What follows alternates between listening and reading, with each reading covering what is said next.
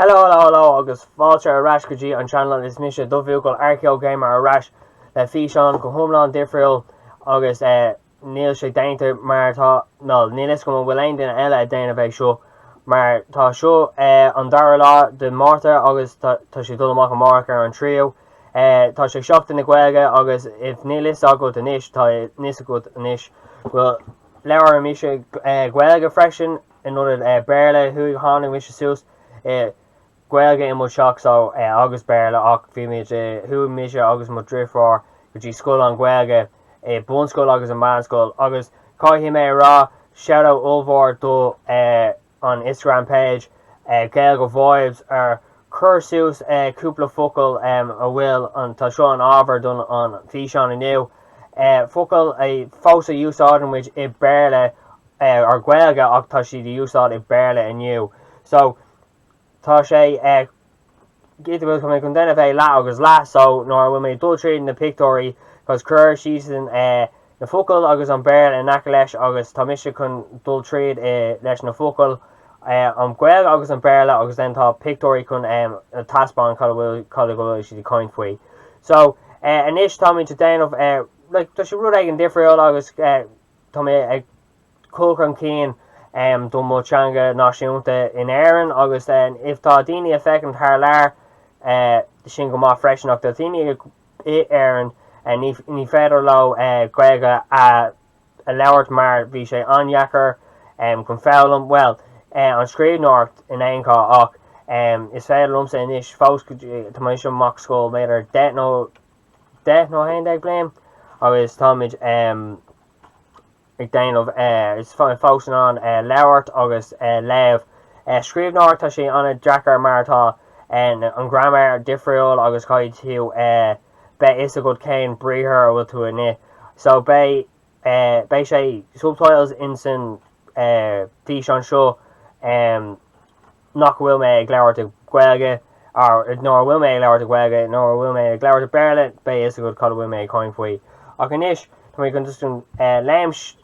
is seachtain san físeán so tá mé chun an first pictóir ná well tá lá leabhar an seo níl sin an actual focail a bhfuil ag leabhart faoi tá sé go leor so litríonn tú GOLEOR agus tá an baileá cléthe slí chun say alán rudí it's just a lot of stuff is what that picture is about the show rud ag an difriúil tá sé sean scéaltaí in san na Gaeilge agus I béle the mystical down like in leis an down show agus tá sé an banshee so litríonn tú BEAN SHEA a capam nu mé can't forget a gart ach tá litríonn tú ar béle BAN SHEE so tá sé rud ag an difriúil the show Plámas now tá Plámas just flattery agus tá tú like bhfuil is go like fecinn tú ar an pictóir seo tá sé an rud difriúil go twin tá tú like capan tú bhfuil tú go homeland great basically the sin flattery báthraí now tá seo rud ag an difriúil the show báthar so tá trí soisan a báthar tá an príomh ceann so like an M50 an ceann is mó then sin náisiúnta then like then tá siad na príomh báthar like gach ceann like dul amach agus struck iad a báthar like iad a stát and then tá na báthraíonn na seo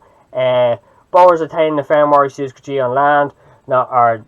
like you know go dtí na nóir bhí míisne I Carlo I teach mar seantaistí bhí mé teacht ó nó Ross arás go dtí an seach agus bhín dear an ceann príomh agus an bhí diversions am so thuúint mí dras go dtí báthraí mar seo agus tá is nuna a fecinn tá like fair idir like tá spás idir na Wales so basically when we were in Carlo in my grandparents' house we were going back from New Ross and we were driving but we had to take a diversion halfway through and it took us about 2 hours to get home but we went up bouldering like this. Now this is a maintained bouldering where they cut down the grass, or that's just moss, but we had actually grass growing in the middle, and there was only space for about one car, and it was kind of scary, but it was really, really good. So on Kerry Cownella, Slan, well, the Slan, technically on show, boy. So saying like Slan Lat, that means goodbye to you. So Rudhagan Differil, on I can't remember what you on Slan Uncle on tier is like Cade Mila Falta, means 100,000 welcomes. That obviously, that Ireland are all like, welcoming men in and stuff. On Crack, I got in a literary meeting as CAIC.